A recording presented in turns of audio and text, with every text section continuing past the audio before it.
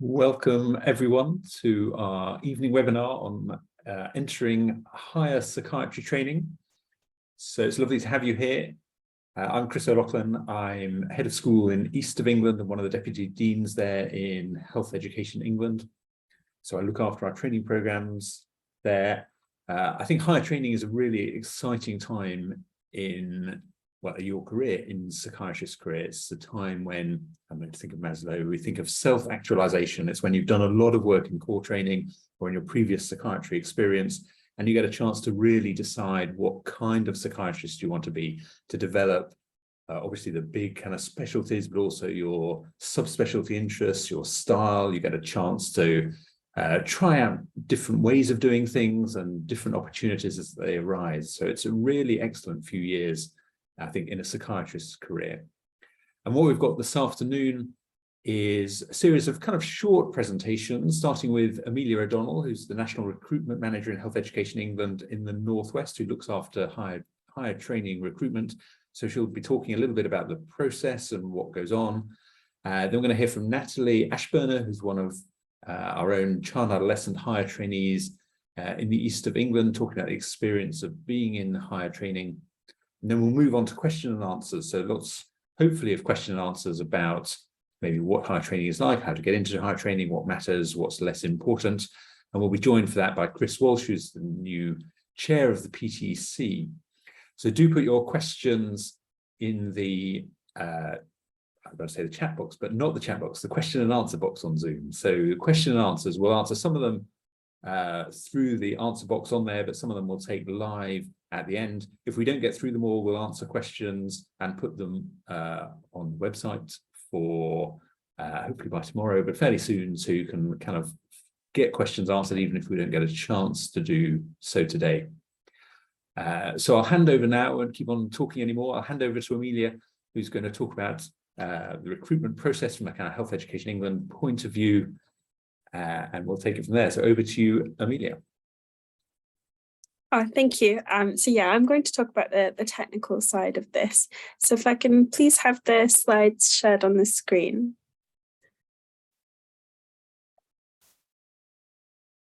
I'll begin. So the recruitment process for the August 2023 intake will follow the same process we've used for February and August 2022. The process is based on the previous face-to-face interview framework that was used before the COVID-19 pandemic started. So it's tried and it's tested. And there are 3 elements to the selection process. So we include your self-assessment, an online interview, and your adjusted CASC score. If you could please move to slide 3.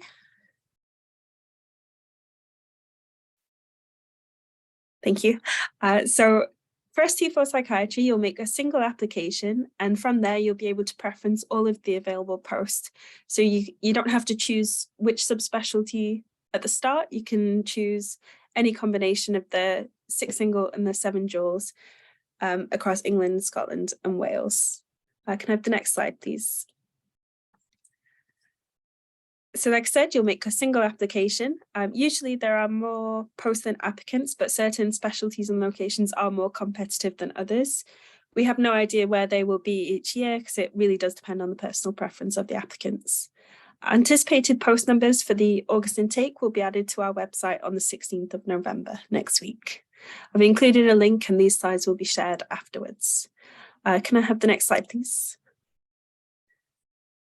So just moving on to the eligibility requirements, these are explained in the person specification, but applicants need to have full GMC registration with a current license to practice in order to take up the post. You need to have 36 months experience in psychiatry by August 2023. And there are exceptions to that, very rare ones. So if you have experience in BBT or in a different specialty training program, that could possibly reduce your time in training. But there's more information in the applicant's guide. Applicants must hold MRC Psych by the post offer date and have evidence of achievement of core psychiatry competencies. Can I have the next slide, please? So moving on to core competencies. So applicants must provide evidence of that. So if you're a current UK core psychiatry trainee, you need to provide your national training number in the application form. If you have finished your core psychiatry training program, you need to provide your final CT3 ARCP. And if you've never completed a UK core psychiatry training program, you need to provide a certificate C. I can have the next slide, please. So the certificate C, so for those who haven't completed a UK core psychiatry training program, is a document you need to provide, and it lists the necessary core competencies required for progression to ST4. It maps to the training curriculum. For the August 23 intake, you can only use the August 2023 version, and that's a new certificate that we've introduced as it reflects the newly introduced curriculum. And the certificate can be downloaded from our website, and that needs to be submitted at the time of application. Can I have the next slide, please? Moving on to the MRC Psych. So it's possible to apply without having the full qualification at the time of application, but you can't start an ST4 psychiatry post without it. So if you don't currently have CAS, you'll need to confirm that you'll be sitting it in January 2023, and you'll be able to indicate that in your application form. The CAS score will make up 50% of your overall applicant score, so we really can't do anything without it. We need it for the offer date and obviously in advance of the post-start date. Can I have the next slide, please? So all applications need to be submitted through the Oriel system. I've included a link. You need to apply between 10 a.m. UK time on Thursday, 17th of November and 4 p.m. on Thursday, the 8th of December. We'd recommend aiming to submit your application as soon as possible before the closing date, because late and incomplete applications will not be accepted. Can I have the next slide, please? So the application form is very simple. It will ask for your personal information, your qualification and employment details, information about your MLC Psych, where you are in that process, some details for your referees. They'll only be requested after you've accepted a post though, and your self-assessment scores. There are no white space box questions. And depending on your circumstances and your responses, you might need to provide some supporting evidence. The form will prompt you to do that if that's the case. Please can I have the next slide? So your application will be longlisted to check that you meet the relevant entry criteria, but we don't have a shortlisting process. So as long as you meet the minimum requirements, you will proceed through the next stages. During the longlisting period, we might contact you to request further information or evidence. So we'd recommend regularly checking your Oriel account for updates. We expect that the longlisting period will end in January 2023. So it's quite a long process, but we'll let you know if there will be a pause at Christmas and if we're going to restart in the new year. But when the process is complete, we'll contact all applicants to let them know the outcome, and we'll let them know if their application will proceed. Can I have the next slide, please? So moving on to the supporting information that you might be asked to provide. If you've requested some reasonable adjustments for the interview, you may be required to provide evidence for that. For example, if you need additional time, it might be a letter from a GP or an educational psychologist recommending that additional time. And similarly, if you've requested special circumstances, which is if you're the primary care of someone who's disabled, or if you have a medical condition or a disability which requires you to stay in a certain location, you can request to remain in that area for that reason. So we have a national process which is managed by the MDRS central team. So you would need to provide a form and supporting evidence by the closing deadline. The information's there and it's also in our applicant's guide as well. If I can have the next slide, please. So these are very specific. So if you've previously been released or if you've resigned from a higher psychiatry training program, you'll need to provide a support for reapplication form. And I've included a link there, and it's also accessible on our website. And the other option is if you're currently a higher trainee and you want to reapply in open competition in the hope of either changing region or specialty, you need to provide a support for reapplication of specialty training form as well. They are quite rare, but they're on our website, and please contact us if you have any queries about that. Please can I have the next slide? So if you answer yes to any of the fitness to practice questions, then the form will prompt you to provide further evidence. So please complete the declaration form and send that to our confidential email address. That will have no impact on your application going forward. And similarly, you might be prompted to upload evidence of your core competency. So as I mentioned earlier, that could be an ARCP or it could be a certificate C. Can I have the next slide, please? So the following slide is about information that we don't necessarily do anything with at the time of application, but we will pass on to the region where you're appointed. For example, if you've requested a deferred start date, that will only be approved for statutory reasons such as ill health or maternity leave. But we can't approve it in the recruitment stage, but it will be passed on to your recruiting region and they will discuss that with you. Similarly, less than full time, you can indicate that you wish to be considered for that at the time of application, but it won't be confirmed until you've been appointed. If you're interested in the ATCF process, which is when previous experience is considered in the hope of reducing your time in training, then you can request it at the time of application, but it would be discussed and decided after you've been appointed. And finally, if you've mentioned in your application that you would require a visa in order to take up the post, your information will be passed on to the region, to a central sponsorship team who will be able to talk you through that process, and they'll provide the necessary forms for you to complete. Please can I have the next slide? So here is an overview of the selection process. So the entire recruitment process, 50% of it, your score comes from the CASC exam. Obviously people sit at different times, so they will be adjusted to be comparable between the diets. There'll be an online interview, which will count for 32.5% of your overall score, and the self-assessment process, which is 17.5%. Can I have the next slide, please? So this is just a brief overview of the self-assessment domains. There's a further document on our website which explains these domains in more detail, possible examples of things that you could provide. As you can see, domains 5, 6, and 10 are time limited. So if you've had a career break or worked less than full time, you will need to provide a summary of your employment history so that we can see how that evidence falls within the equivalent time period.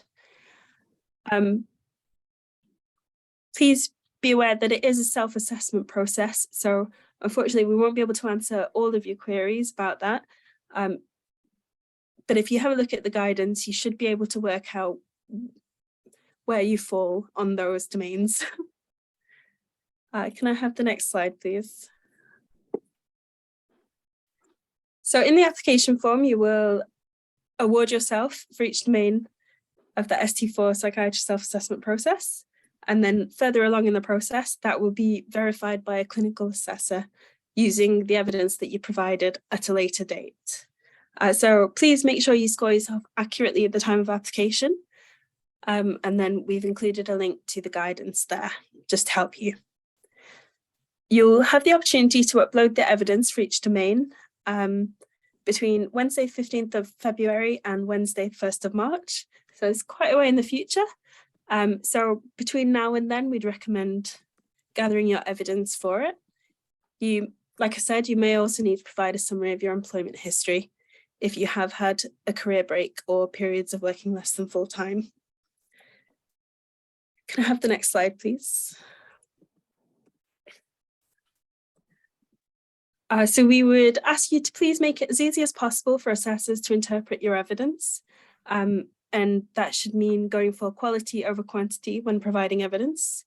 And there's an example there. So if you are the first author in 10 peer-reviewed publications as a postgraduate, please pick the 2 that you're most proud of and upload those. Full marks are awarded for more than one first author, postgraduate, peer-reviewed publication. So we wouldn't need to see 10. It really is quality over quantity when we're looking at the self-assessment process. Can I have the next slide, please? So the other element of the interview, the other element of the scoring, is the online interview. So following the application process, you'll be invited to attend an interview in January or February 2023. With your invitation, you'll receive a guide of what to expect.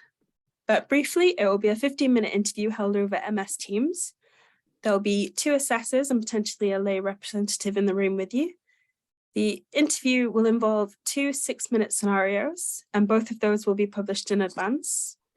The interview will take a conversational approach, so we advise applicants to not script their response or be heavily reliant on notes, and to be aware that there is a score awarded for communication. So assessors are briefed to bear in mind that body language may be harder to read virtually, particularly if there are technical issues. Can I have the next slide, please? So the online interview has been designed to allow you to demonstrate your knowledge of core skills and attributes relevant to ST4 psychiatry. And it provides a standardized interview process for all applicants, regardless of which ST4 higher specialties you wish to be considered for. So although it is a generic interview, you can use specialty-specific examples if you wish. Can I have the next slide, please? So the final element of the scoring is the CASC score, which is adjusted. So we adjust it to be comparable between diets and between days within specific diets. We use a pass mark of 50% for the recruitment process, which means we expect all applicant adjusted CASC scores to be lower than the original CASC mark.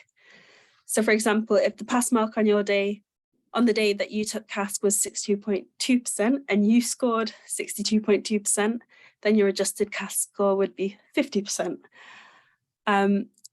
You don't need to work that out though. So at the time of application, if you have CASC already, you will provide your own score, the pass mark, and evidence of that as well. And we would calculate that for you. Can I have the next slide, please? So moving on to very far in the future, applicants will have the opportunity to rank all of the available posts in order of preference in March 2023. It's not possible to do it any earlier because the regions just don't have that information yet. We would recommend only preferencing posts that you would realistically be willing to accept. We expect that initial offers will be made in April 2023, and when that happens, applicants will have 48 hours to respond to offers. They can either decline, accept, or hold the offer. If I can have the next slide, please. And then after initial offers are made, they'll be recycled every 48 hours until all the posts have been allocated. So if you choose to reject an offer, you will take yourself out of the recruitment process, but that has no bearing on any future applications you may make. But again, we would recommend only preferencing posts that you'd be realistically be willing to accept. And finally, if you want to defer your start date, you can do so, but only for statutory reasons. Can I have the next slide, please? So I'm almost finished. So here are the key dates for the August 23 intake. The application window will open next Thursday and will be open until Thursday, the 8th of December. We will hold interviews between Monday, the 30th of January and Thursday, the 9th of February. So on those 6 days, applicants will be asked to upload evidence for the self-assessment process between Wednesday, the 15th of February and Wednesday, the 1st of March. The preferencing window, the dates aren't yet confirmed, but we expect that will be in March 2023. And similarly, offers, we expect to release those in April 2023. And then hopefully people will start their posts in August 2023. Can I have the next slide, please? So finally, there's an opportunity to ask questions at the end, but if you'd rather email our team personally, please do on the email address provided there. We'll be able to help you.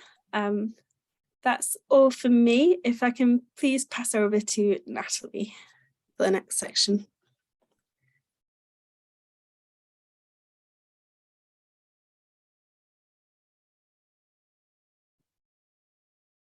Hi, so my name is Natalie Ashburner and I'm a CAMS ST5. So I've been asked to speak today about my experience of applying and entering higher training. So I'm just going to give a bit of an overview of my experience and then talk a little bit about things that I wish I'd have known and my kind of tips for people who are thinking about applying. So I didn't go straight into higher training. I took a year out between my core training and higher training, even though I actually always knew that I wanted to do CAMS. The run through wasn't available when I kind of initially applied, so I did my usual core training, and then I took a year out. I had planned to go traveling, but like lots of people, my plans were scuppered by COVID.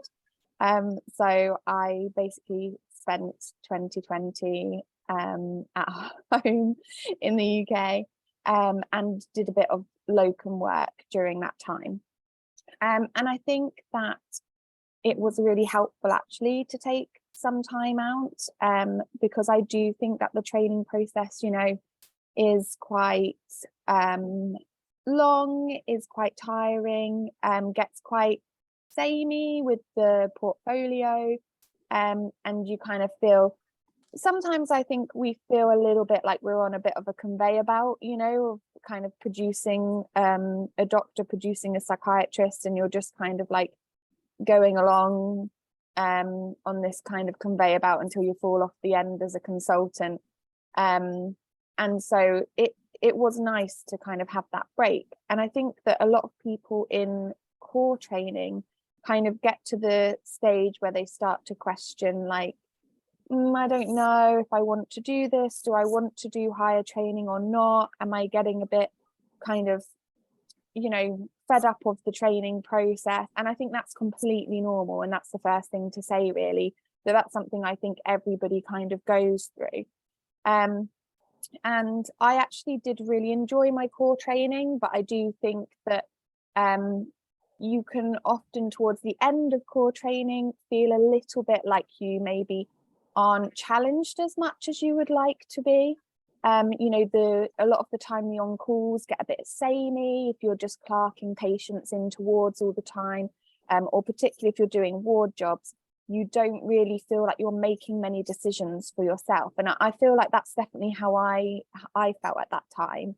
And of course, you've got to make a decision about which specialty you actually want to do for your higher training.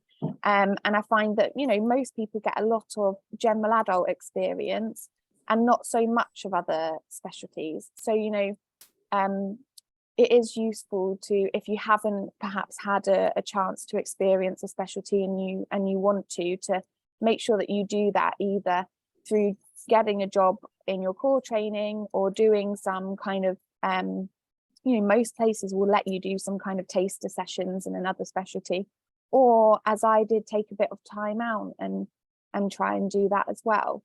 So I think getting different experiences is really important. To try and see what else is out there, because the other specialties are very different to general adult, and that's definitely something I would recommend. However, I would recommend actually doing ST4. So although I did take my year out and I locumed for a bit, and I think, you know, there are definitely advantages of not being in the training program, one of those being the fact that you don't have to do the portfolio, but actually there are lots of advantages to being in a training program as well. And I know for me, I really appreciate firstly the stability of the job, so kind of knowing that, you know, I'm in this training program, and the benefits that come with that, obviously, in terms of like the practical stuff like sick leave, maternity leave, things like that, which I know was important for me. And secondly, actually about being quite protected in training. So, you know, when you are a higher trainee in particular, but as a core trainee as well, your training is quite protected. You get lots of opportunities to do things for your own learning, for your own experiences. And actually, I find that even increases even more as a registrar. So a lot of people think, oh, no, I don't want to be a registrar. It's so much, you know, more responsibility and things like that. But in a lot of ways, you have a lot more freedom. So we have, you know, your special interest day, 1 day a week. You can do basically anything you like with that day. Explore all of your interests, whether it's a particular clinical interest or research, or teaching or leadership. If you want to do like a fellowship or get an extra qualification, a master's, you know, honestly, the possibilities are endless and it's really open. And so that's really nice. You have that protected time. And, you know, being in a training program means that your learning needs are kind of put first. And so you do get to kind of pick and choose a little bit about what you do. I know that, you know, for me, like my personal development plan is really important to my supervisors. So making sure that I'm getting, you know, to see the really interesting patients, you know, and my consultant even says to me sometimes that, you know, she's a bit jealous of the patients that I get to see because, you know, I get to kind of pick and choose things that, you know, I haven't seen or I need more experience of, and things like that. So it actually does come with a lot of benefits being a higher trainee, and I am actually enjoying it. I mean, I enjoyed core training, but I'm really, really enjoying higher training, and I think it is a lot better than being a core trainee. One thing about entering higher in ST4 is that at the beginning it can feel a little bit sort of like you don't really know what you're doing, and I think that's normal as well. If you think back to beginning of like core training, it often felt the same way, but you do soon kind of settle, and because you do have a bit more freedom in higher training, it can feel like it takes you a while to find your feet, but that's absolutely fine. And I find that other trainees, your TPD, your educational supervisor, they can all be really helpful in supporting you with that. And then just quickly then, a couple of things that I kind of feel like I wish I'd have known. So one thing is that I think at every stage of my training, I always felt a bit daunted by the next stage. So, you know, when I started core training, I felt like, oh gosh, I don't know if I could ever be like a registrar and be making decisions.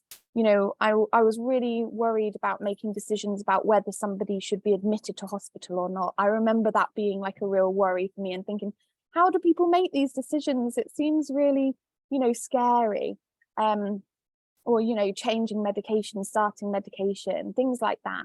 And, you know, when I started higher training, I thought, oh, I'm really scared about being a consultant. That seems so much more. That seems, you know, quite scary. And I think that, you know, that's the point of training. When you first start, you feel like the next stage feels really out of reach, but actually the more that you do it, you know, the closer it feels to actually be possible for you. And, you know, now that I'm kind of midway through ST5, I feel like, yeah, I think I could be a consultant, you know, and I've been given experiences to actually work towards that. So I do sit supervised on a consultant duty rota at the moment, where I have the support of a consultant, but I get to kind of experience what that's like. So actually, I think you know, it's normal for it to feel quite daunting at the beginning and feel like a bit worried about the next stage, but you do feel like you get ready to get there. And the second thing I just wanted to say more practically about applying. So if you are somewhere in your core training and thinking about applying to higher training at some point, I would really recommend that you look at the process. So what Amelia has just talked through in terms of how you apply for higher training. And in particular, that self-assessment form, because that really scares people and freaks them out. So firstly, I didn't have the best score in the world, but I still managed to get the job that I wanted, the specific CAMS job in the specific area that I wanted. And secondly, if you go through that form sort of earlier on in your core training or with a bit of time, you can see what sorts of things you might need to do to improve your score for your application. So, you know, there are some things you're not going to do a PhD if you haven't got one, you haven't got one. Obviously some people have, but you know, it's not something that you can do quickly, is it? But there are other things that are actually on there that you think, oh, okay, so you know, I need to do a little bit of teaching. I could organize this teaching program. I could present this audit poster at a conference, and look at and see what things kind of get you those marks. And I think you can adapt what you do to suit that as well. So don't sort of bury your head in the sand and leave it to the last minute and then look at it and freak out because you think you haven't got anything. Actually be looking at it during your core training and then choosing things that actually will help you when it comes to applying. And yeah, so I think that's the main thing really that I feel that I wish I'd have known. And then my last kind of advice to you is, because I see a lot of posts, you know, on social media and things like that, saying, oh, where should I apply, or where's the best place to apply? And to be honest, I think it's about where you want to apply. So the area that you want to live in, the area that's, you know, close to your friends, family, you know, where you want to be, and also you know, the specialty that you want to do. But I think those are the most important things really. And you know, even if you ask someone, their experience isn't necessarily going to be the same as yours. You know, someone can tell you, oh, this job was awful, and then you do it and you love it. So I always take what other people say about places with a pinch of salt, and just say, you know, go for where you want to be, because that's the most important thing, is that you're happy. So yeah, that's the end of my kind of speech, and then I think we're going to be taking some questions now.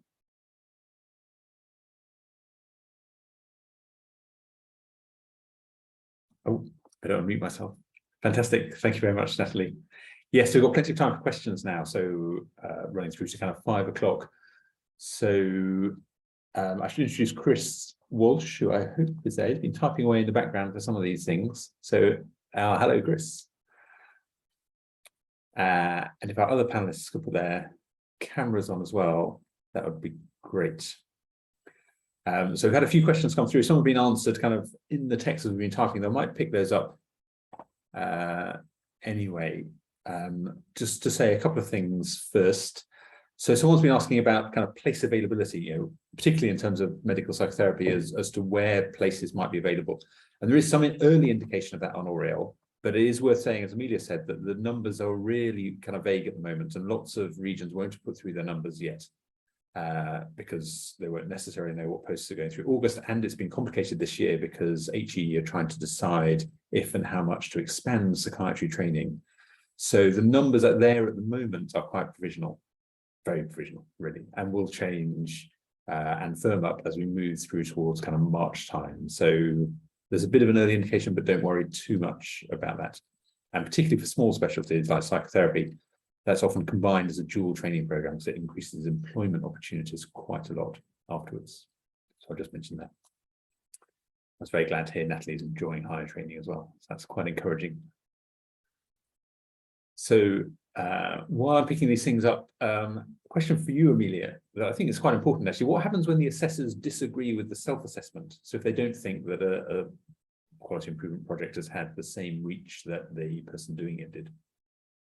If that was the case, they would score the applicant lower, and we would release those results to the applicants. And then if they disagree, there's an appeal process that's built in so that they can sort of argue the case of why they deserve however many marks they think they deserve. And that would be reviewed later by someone on our recruitment board, a clinical lead, to really assess that. But you can't provide any additional information or additional evidence. It's only what you submit in that window, which is in Wednesday the 15th of February, Wednesday the 1st of March. Fantastic, thank you.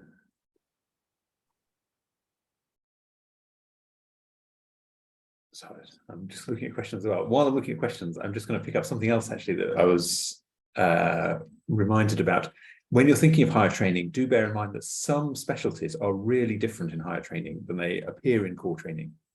So the experience, particularly specialties that have quite a big reach into the community, but some inpatient presence. So things like maybe child and adolescent or old age, particularly, or learning disability. Often core training experience is quite ward focused in my experience. That's where core trainees are placed. And the specialty is really different. So forensic, I guess, as well. The specialty is really different when you start engaging people at home and in clinics and so on. It's very different, I think. So it's worth, when you're thinking about career choices, just bear in mind that the experience in core training is not necessarily that representative of what's been going on before.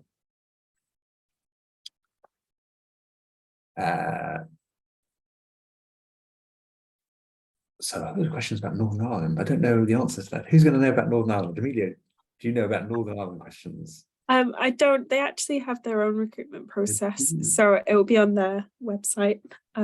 We wouldn't have any vacancies for them. I don't know. I can shed a tiny bit of light on Northern Ireland, having gone through the process. Yeah. Essentially, it's a parallel process to the HEE national recruitment process. So, it's done through Oriel. This is exactly the same way, but it's a completely separate application. So it's got a few differences. You have some free text boxes or white space boxes, as Amelia was talking about, in terms of competency. There's space to sort of write things that aren't included in the assessment process with the drop-down boxes that happens through the national recruitment, but that is also in the form. So the self-assessment part is also part of the Northern Ireland application. The Northern Ireland application only deals with the pool of people who have applied through that process in Northern Ireland. So they will, if they are initially appointable, will all be interviewed. The interview is slightly different. It's 30 minutes with 4 structured questions with a panel. And then after that, they then rank everybody, and the ranks get put on Oriel the same way as they do in national recruitment. But you complete a Word document of what specialties you'd like to do in Northern Ireland and submit that to the deanery, and then they match that up with the scoring process and then make the offers based on that. Yeah, so if there's any other questions about Northern Ireland, please let me know, because I'm in a text conversation here with the TPD for General Adult in Northern Ireland, so hopefully be able to clarify any issues. Fantastic. Thank you. There's a question about deferrals, which I happen to know the answer to. I should perhaps not show off. Anyway, someone's asking how long can deferrals be requested for on maternity leave grounds. So essentially, it's the duration of the maternity leave. So deferrals would not normally exceed a year. That's a Gold Guide rule, but it is for that kind of statutory period of leave. So while you're on maternity or parental leave or sick leave, but not normally more than a year. So that obviously covers maternity leave in general, particularly at this time of the year, I suppose. If I can please interrupt, there was a question that somebody's asked, and it's where can we find information about competition ratios for different specialties and regions? So that information is available on our website, and although it's helpful, we really do want to stress when it does come to preferencing that there's no trick to the system. So really just preference the posts that you'd be willing to accept and the areas that you'd be willing to work in. Because there's no ways to sort of game the system. It really does rely on your rank and the preferences, and you can't predict what other people who've ranked higher than you will preference. They might want to work in the different side of the country in a different specialty. So please don't hold too much weight with the competition ratios, because like I said earlier, we usually have more posts than people. It just depends on the personal preference of the people who've happened to apply that year, if that helps. Great. So there's some questions coming through about whether you can count experience gained outside training.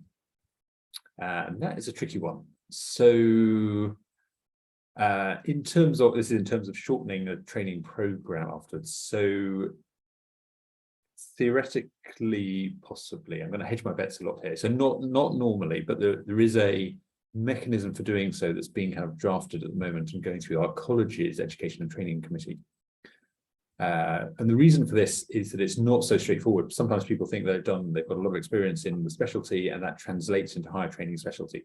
But the clinical work, I think, and I don't know if Natalie would agree with this, she can tell us in a moment, I think the clinical work is actually mostly done by the end of core training. You're pretty competent clinicians at the end of core training. You've passed knowledge exams, you've passed skill-based exams, and a lot of higher training is to do with working with teams, doing the kind of management side of things, thinking about those services run, prioritizing care, and is not so much focused on the treatment thing. So it's not so straightforward that just because you have clinical experience, that necessarily is part of, counts easily towards a higher training experience. But Natalie, tell me a bit about your experience of what you're actually learning at the moment. Yeah, definitely. I would definitely agree with that. Because in terms of the kind of clinical stuff, obviously you are still getting clinical stuff during the higher training, but your PDPs and things like that will be more around like leadership, management, teaching, working within a team, taking on that more of a leadership role within your team, leading MDT meetings and stuff like that. And so probably a larger proportion of what goes in your portfolio is not, I saw this patient and I managed their condition, but it's more about, and then I arranged a professionals meeting and I liaise with these people and I, other kind of leadership meetings and things like that you go to. And I guess that's also why I enjoy it so much as well, because my work is like really varied, and I'm doing a lot of different things as well as my clinical. So yeah, I would agree with that, and I wouldn't say it necessarily would translate directly and mean that you would maybe, have done more time towards that training, because you may not have got that bit, which is really the key bit of higher training. Great, thank you. We've had a few questions come through about Certificate C. So someone was asking earlier if you have to submit the evidence that the person signing the form has seen also in your application process. So you don't need to submit the evidence. So you'll show that to your supervisor who signs the form for you. And when they complete that, they'll make a list of the evidence they've seen, but you don't need to attach it in any way. As a recruitment team, we're not going to assess that. We'll kind of... That's the purpose of the form. We don't want to see it. Yeah, exactly. And so someone was asking what happens. Oh, so can you get it signed? So someone's done psychiatry training in India. Can you get it signed from India? Yes, that's absolutely fine. You will have to provide evidence of your signing consultant's registration, but you have time to prepare for that. So you've got a few weeks so you can get that evidence for you. Application. Great. And more complicated, and probably not familiar because this is a bit specialty specific, is what can you do if you don't have some of the requirements of Certificate C? So if you haven't had a chance to do the psychotherapy requirements because your training was different. Has anyone been? I'm just looking at my other panelists. I'm not sure they're going to pick it up, but I think I think the psychotherapy requirement is one of the difficulties people do have sometimes if they've come from different training backgrounds from UK training.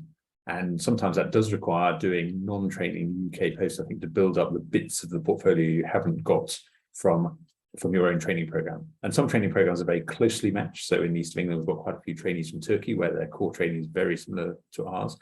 And some countries will have training that's much less closely matched, and people end up doing kind of non-training posts first to build up the other bits of their portfolio.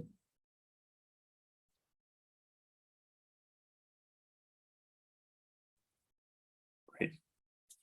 Chris, just remind me what specialty you do. General adult. Excellent. So someone was asking about what makes up a general adult training program. Do you want to talk a bit about that?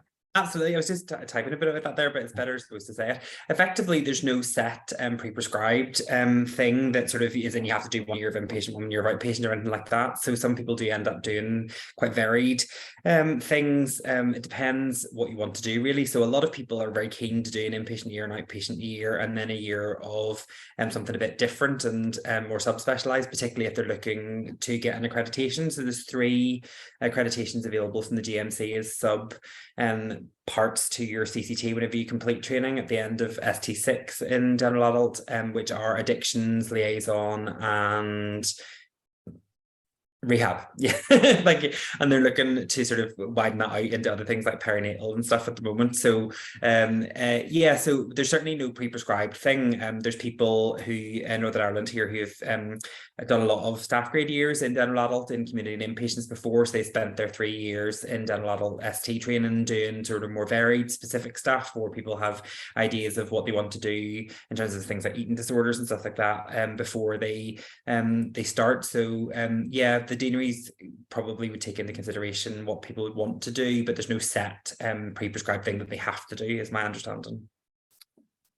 I'm going to correct that slightly. So that's mostly true. That is mostly true, because it's kind of competency based. So the old curriculum, which no one will be on applying for training now, did say you had to do 6 months inpatient with patients who were detained and 6 months general community experience. Now that's shifted slightly in the new curriculum, so it's worth looking at the new curriculum, and I think it's in the Silver Guide, has example programs about where people might get the competencies. And that'll be true across specialties. So it's not prescribed in quite the same way as it was, but there is an expectation you're going to be competent in general psychiatry, for general adult psychiatry, as well as specialist psychiatry. And that runs through all the programs a bit. You have to be able to have a kind of baseline competency in the general subspecialty, as well as whatever further thing you might want to do, like eating disorders or neuropsychiatry or liaison or whatever. I'm with you. Okay, that makes sense. It's useful for me to know that. I think in CAMS, you know, we generally do a what we call core CAMS job, which is like a general kind of outpatient CAMS community post, and then usually do an inpatient post. And I guess, like you're saying, Chris, because the curriculum has changed, so it's less sort of prescriptive in that way now, but in order to make sure that you reach all of your competencies, you're still probably going to need to do, you know, a general CAMS post and an inpatient post as part of your training in order to reach all of those competencies. And then we generally get to do like 2 or more sort of specialist posts as well, and kind of get a bit of choice about what we want to do about those. But I did want to add as well that obviously you have your special interest sessions as well. So if there was something kind of, you know, really specialist that you wanted to do, or there was, you know, like a clinic in, you know, London or something that did something that you were really interested in, you could always use your special interest time as well to do things if you had something really, you know, particular that wasn't available in your area. So that's always something you can use as well, which is quite good.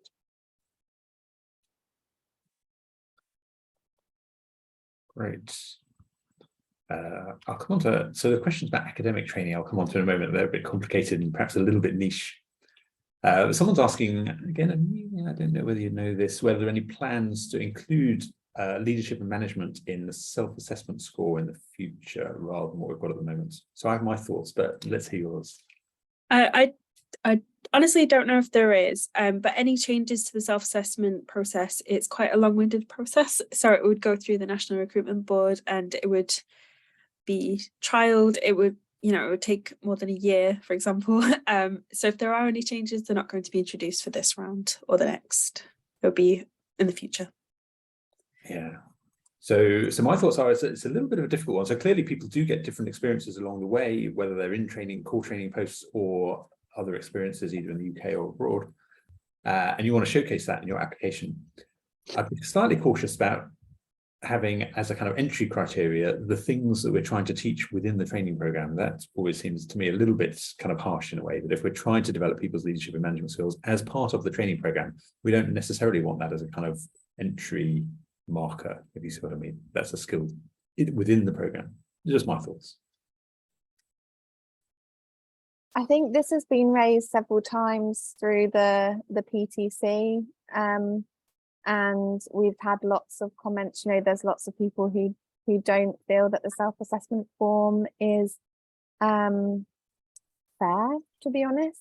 And the response that we've had before is that it does closely align with the kind of self-assessment forms for other specialties, like, you know, like medicine and surgery and stuff like that. So that's why it's tended to keep those domains that it has. And I guess, yeah, it's one of those things that obviously, if you're somebody who has like a PhD and you get the marks, then obviously you quite like it. If you're somebody who doesn't, then you don't really like it. But you know, the response that we've had before is that it's not likely that it's going to change too much. Yeah, it sounds like it's quite complicated to change, doesn't it? And various restrictions on what we can do, even if we think they're a good idea. So yeah, I was only going to say, and of course you do have your interview, and obviously not that you're that you kind of talk about your own, you know, leadership or management or something during that, but part of that interview you are kind of showcasing those kind of skills, you know, with the scenarios that you're given, because you're talking about what you would do in those situations and things like that. So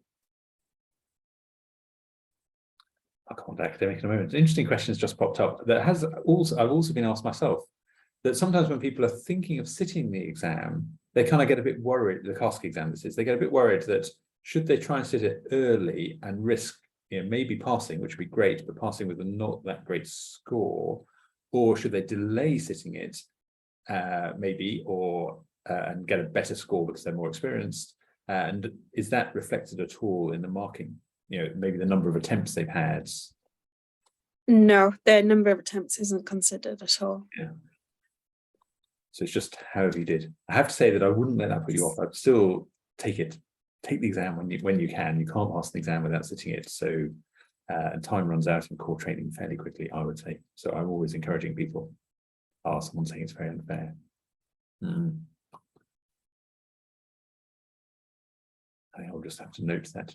Academic training, let me just talk about that briefly. So academics training, if you're on an ACF program, is a slightly unique situation. So ACFs are run through trainees. So we've got a few of those who also got run through child and adolescent training and run through intellectual disability training. So these academics, just like the specialty run through training, are tied to a higher training specialty. So you'll be an ACF in general adults, or an ACF in older people's psychiatry or whatever. But you may change your mind. You may decide that despite being on a run-through program, you want to change specialty or possibly change region. And you'd have to do that through national recruitment. You have to reapply for your different training program. So you remain an ACF through your core training, you do the application and see if you then move to a different training program. Now, my understanding is because you're not in a higher training program, you don't need the extra sign off to say that you're reapplying for another higher training program. But I'm just going to raise my eyebrows slightly at Amelia if she knows about this niche situation. No, I'm sure we can find out. I don't think it arises. I think you just apply as a normal core trainee would, and it's not that you're already in higher training and applying for that. Great. The other thing just to mention about academic training is you need to think really carefully if you're an academic trainee looking to do academic higher trainings. That's a slightly additional selection process to become a clinical lecturer if you want to do dual training. So it's really, really difficult to combine being a clinical lecturer, which is 50% academic training, 50% clinical training, with dual CCT training. The amount of things you have to do in a short space of time is phenomenal, and I'm not sure anyone has really done that. And from the academic side, they, on the whole, like you to focus on one specialty rather than that kind of breadth that comes with dual training.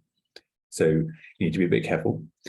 And also, while I'm talking, dual trainees need to be quite careful about subspecialty experience, because that's quite hard to get. So you can get it, but it does need some early planning about your path through higher training with the posts you're going to get, to make sure you get the general competencies as well as your subspecialty training that you might be hoping to get in liaison or substance misuse or rehab.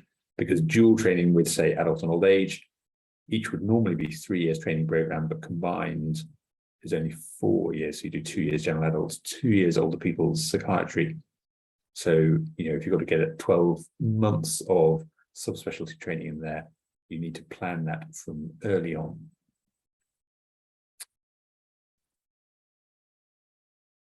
Great, let me just have a look at other questions. Has anyone seen other questions we should pick up?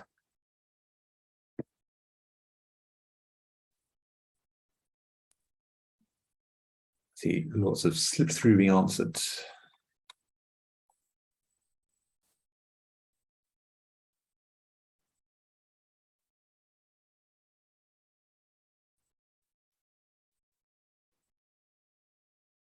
So there are a few questions I'm not sure we're necessarily going to know specifically. So what counts as a national impact for a quality improvement project? Is that more than one county, or are we really talking across the whole nation or 4 nations?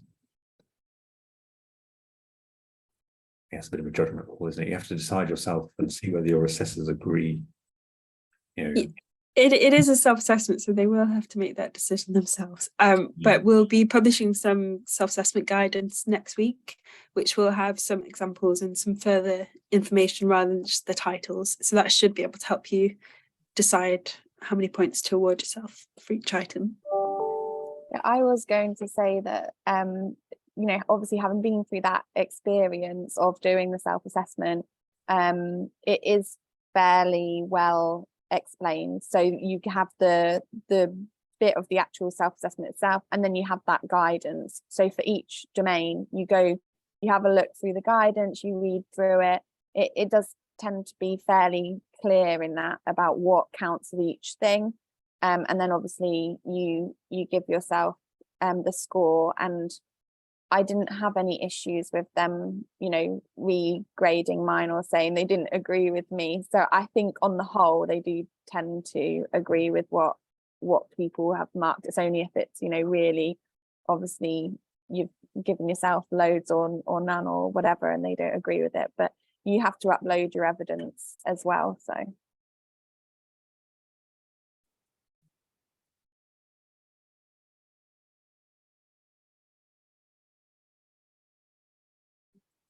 brilliant. So I think we've probably reached both the end of our time and the end of the questions we might feasibly answer. So let me thank these panelists for joining us. So Amelia taking time out from her recruitment work in HEE, Natalie from her training post, and Chris also from training post to join us in this webinar. So I hope it's been useful.